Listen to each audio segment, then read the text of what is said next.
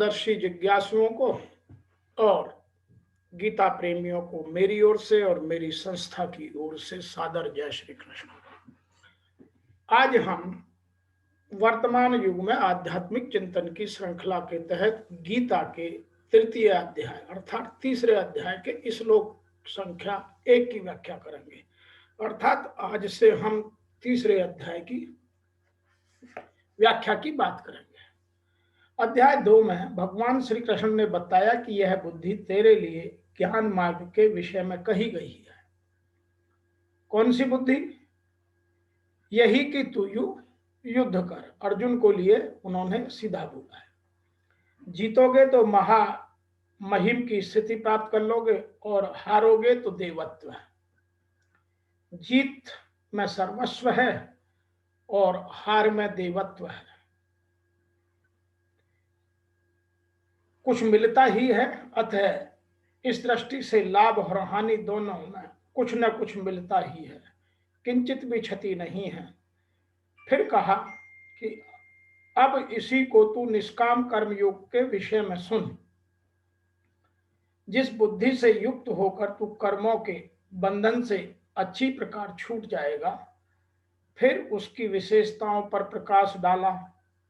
कर्म करते समय आवश्यक सावधानियों पर बल दिया कि फल की वासना वाला न हो, कामनाओं से रहित होकर कर्म में प्रवृत्त हो और कर्म करने की तेरी अश्रद्धा भी न हो, जिससे तू कर्म बंधन से मुक्त हो जाएगा।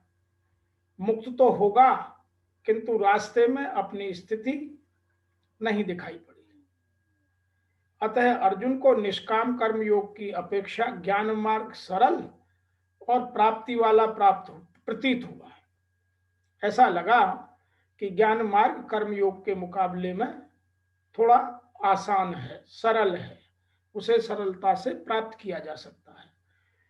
उसने प्रश्न किया, जनार्दन, निष्काम कर्म की अपेक्षा ज्ञान मार्ग आपकी दृष्टि में श्रेष्ठ है, तो मुझे भयंकर कर्म में क्यों लगाते हो? यह प्रश्न स्वाभाविक भी था।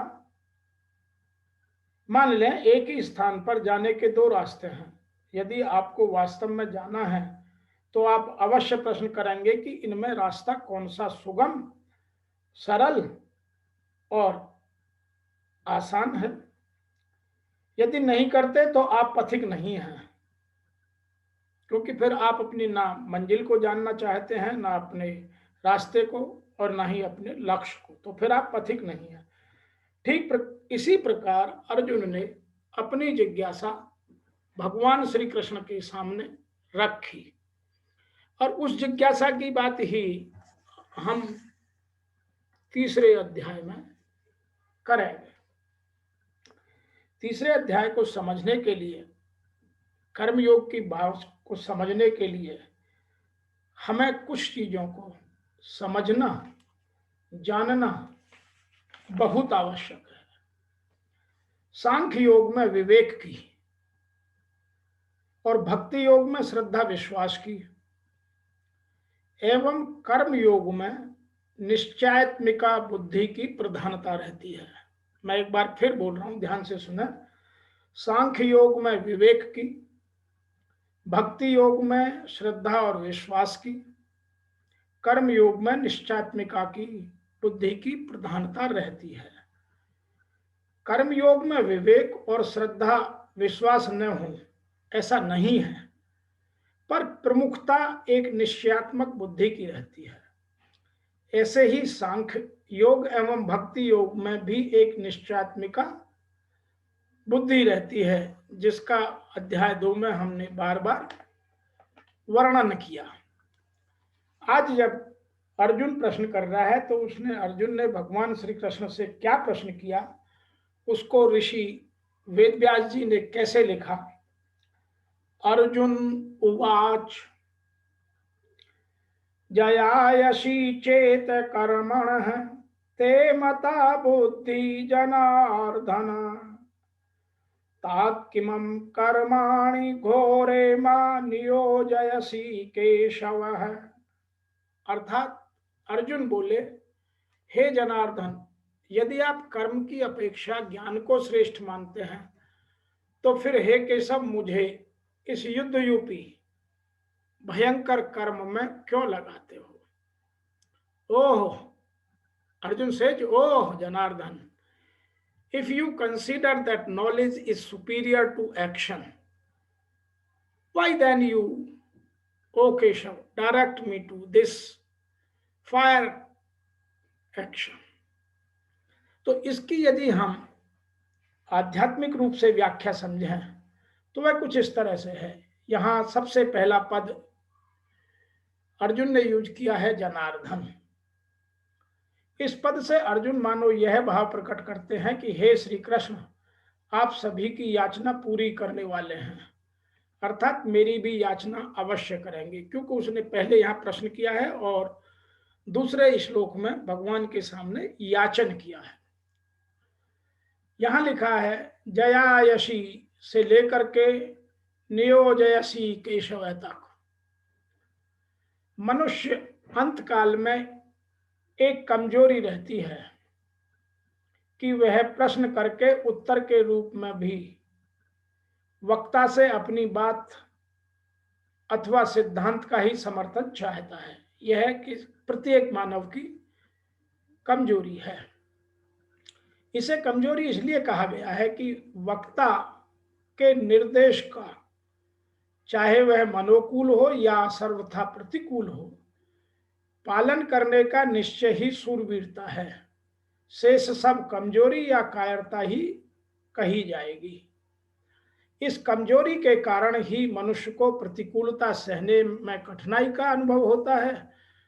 जब प्रतिकूलताओं को वह सह नहीं सकता तब वह अच्छाई का चोला पहन लेता है, अर्थात जब भलाई के वेश में बुराई आती है, जो बुराई भलाई के वेश में आती है उसका त्याग करना बड़ा कठिन होता है। यहाँ अर्जुन भी हिंसा त्याग का भलाई के रूप में या भलाई के वेश में कर्तव्य त्याग रूप बुराई आई हुई है। अतः वह कर्तव्य कर्म से ज्ञान को श्रेष्ठ मान रहे हैं। इसी कारण वे यहाँ प्रश्न करते हैं कि यदि आप कर्म से ज्ञान को श्रेष्ठ मानते हैं तो मुझे युद्ध रूप घोर कर्म करने को क्यों कहते हो? भगवान ने दूसरे अध्याय के 39वें श्लोक में बुद्धि योगे पद में समबुद्धि समता की बात कही थी, परंतु अर्जुन ने उस ज्ञान को समझ लिया। अतः वे भगवान से कहते हैं कि हे जनार्दन, पहले कहा कि मैंने सांख्य योग में बुद्धि कह दी, इसी को तुम योग विषय में सुनो। इस बुद्धि से युक्त हुआ तू कर्म बंधन छोड़ देगा, परंतु कर्म बंधन तभी छूटेगा जब ज्ञान होगा। आपने यह भी कह दिया कि बुद्धि योग अर्थात कर्म योग से कर्म अत्यंत निष्कृष्ट है। अगर आपकी मान्यता में कर्म से ज्ञान श्रेष्ठ है, उत्तम है, तो फिर मेरे को शास्त्र विहित यज्ञ दान तप आदि शुभ कर्मों में भी नहीं लग जाना चाहिए, केवल ज्ञान में ही लगना चाहिए। परंतु इसके विपरीत आप मेरे को युद्ध में जैसे अत्यंत क्रूर कर्म जैसे करने की, जिससे दिन भर मनुष्यों की हत्या करनी पड़े, क्यों लगा रहे हो? पहले अर्जुन के मन में युद्ध करने का जोश आया हुआ था और उन्होंने उसी जोश में भरकर भगवान से कहा कि हे अच्युत, आप दोनों सेनाओं के बीच में मेरे रथ को खड़ा कर दीजिए, जिससे मैं यह देख लूं कि यहाँ मेरे साथ दो दो हाथ करने वाले कौन कौन लोग हैं। परंतु भगवान ने जब दोनों सेनाओं के मध्य में भीष्म और द्रोण के सामने तथा राजाओं के सामने रथ खड़ा करके कहा कि तू इन कुरुवंशियों को देख, तब अर्जुन का कौटुंबिक मोह जागृत हो गया। मोह जागृत होने से उनकी वृत्ति युद्ध से कर्म से उपरत होकर ज्ञान की तरफ हो गई, क्योंकि ज्ञान में युद्ध जैसे घोर कर्म नहीं करने पड़ते। अतः अर्जुन कहते हैं कि आप मेरे को घोर कर्म में क्यों लगाते हो। यहां बुद्धि पद का अर्थ ज्ञान लिया गया है। अगर यहां बुद्धि पद का अर्थ समबुद्धि, समता लिया जाए तो व्यामिश्र वचन सिद्ध नहीं होगा। कारण है कि दूसरे अध्याय के 48वें श्लोक में भगवान ने अर्जुन को योग समता में स्थित होकर कर्म करने की आज्ञा दी है। व्यामिश्र वचन तभी सिद्ध होगा जब अर्जुन को मान्यता में दो बातें हों, और तभी यह प्रश्न बनेगा कि अगर आपकी मान्यता में कर्म से ज्ञान श्रेष्ठ है तो मेरे को घोर कर्म में क्यों लगाते हो। दूसरी बात है कि भगवान के आगे अर्जुन प्रश्न के उत्तर में दो निष्ठाएं कही हैं।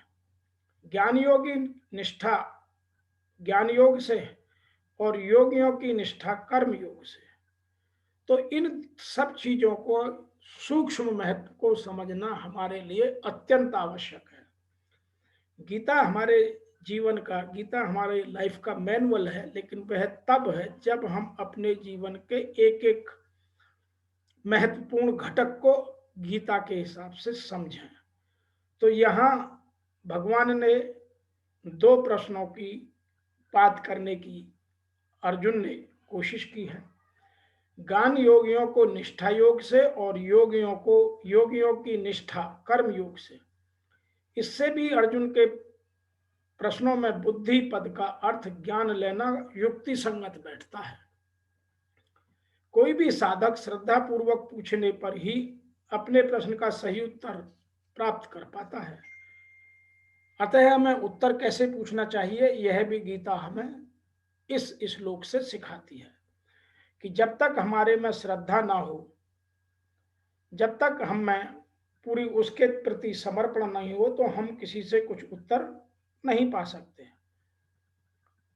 कोई भी साधक श्रद्धा पूर्वक प्रश्न पूछने पर ही अपने प्रश्न का सही उत्तर प्राप्त कर सकता है। अपेक्षा पूर्वक शंका करने से ही सही उत्तर प्राप्त कर पाना संभव नहीं है। यदि किसी के मन में पहले से ही शंका है तो वह प्रश्न में फिर प्रश्न कर देगा। प्रश्न का उत्तर तभी पूर्ण मिलता है जब उसमें पहले से श्रद्धा स्थापित हो चुकी हो। अर्जुन की भगवान पर पूर्ण श्रद्धा है, अतः भगवान के कहने पर अर्जुन अपने कल्याण के लिए युद्ध जैसे घोर कर्म में भी प्रवृत्त हो सकते हैं। ऐसा भाव उपयुक्त प्रश्न में प्रकट होता है। अर्थात अर्जुन यहाँ युद्ध करने के लिए मना नहीं कर रहे हैं, केवल उन्होंने प्रश्न किया कि यदि जनार्दन आप कर्म की अपेक्षा ज्ञान को श्रेष्ठ मानते हैं तो मुझे इस युद्ध जैसे भयंकर कर्म करने को क्यों कहते हैं। तो आज के इस तृतीय अध्याय के प्रथम श्लोक से हमें जो बातें वर्तमान युग में सीखने और समझने की हैं वह दो बातें हैं। यदि आप मानते हैं कि ज्ञान कर्म से श्रेष्ठ है तो पहले तो हमें यह निश्चय करना पड़ेगा कि हमने गीता से कितना सीखा, कितना समझा। हम ज्ञान को कितना समझते हैं, कर्म को कितना समझते हैं, भक्ति को कितना समझते हैं, और इन सब से ऊपर हम अपने आप को कितना समझते हैं। मैं आज एक बात यहाँ विशेष रूप से कहना चाहूंगा कि आदमी दूसरे के बारे में 10 अच्छाई और 10 बुराई बता देगा। यदि उसी आदमी से यह कहा जाए कि आप अपनी 10 अच्छाई और अपनी 10 बुराई बताओ तो वह इधर उधर देखने लगेगा, अपनी ना अच्छाई बता पाएगा और ना बुराई बता पाएगा। उसका कारण है कि जो उसने अच्छाई संसार में दिखा रखी है उसके पीछे का रहस्य उसको उन अच्छाइयों को कहने नहीं देता, क्योंकि वह यह सोचता है कि यदि मैंने बात कही और किसी को मेरे इस बात का गूढ़ रहस्य पहले से है तो मेरी पोल खुल जाएगी। और बुराई इसलिए नहीं बताना चाहता है कि वह सोचता है कि मेरे अंदर कोई बुराई है ही नहीं, क्योंकि वह कभी भी, कोई भी, मैं हूं या कोई और अन्य व्यक्ति, कभी भी आत्मविश्लेषण नहीं करता। और जब तक मैं अपना आत्मविश्लेषण नहीं करूंगा तब तक मेरे अंदर गीता के द्वितीय अध्याय में जो सांख्य योग में हमें बातें बताई गई हैं उनका प्रादुर्भाव होगा नहीं। और जब तक प्रादुर्भाव नहीं होगा तो फिर हम ये प्रश्न नहीं कर सकते कि ज्ञान श्रेष्ठ है, कर्म श्रेष्ठ है या भक्ति श्रेष्ठ है। वह केवल अर्जुन कर सकता है, क्योंकि अर्जुन को यह बात पता है।